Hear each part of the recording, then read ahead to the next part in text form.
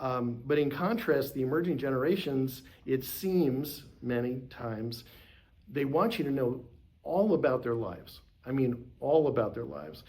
But they don't necessarily want you in their life.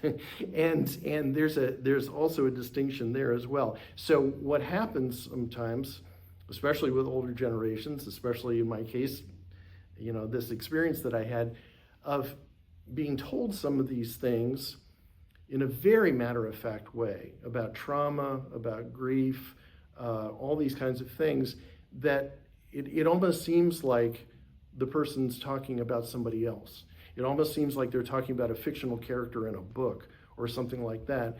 And this trauma dumping, as they say, kind of brings about its own trauma, for the listener.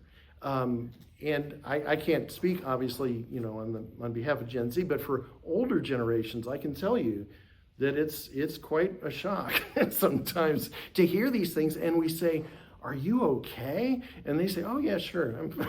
And we're like, "What?" Anyway, so a millennial friend, who, by the way, millennials, I personally believe, have a great insight on the emerging generations, being the next older generation.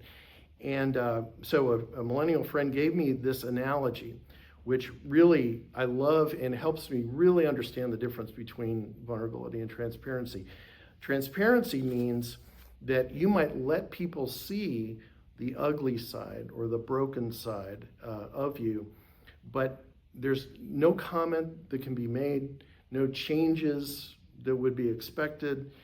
It's almost like an artifact in a museum behind a glass case. You can look at it, but you can't touch it, Whereas vulnerability is not only allowing people to see these things, but actually interact with them, interact with the brokenness.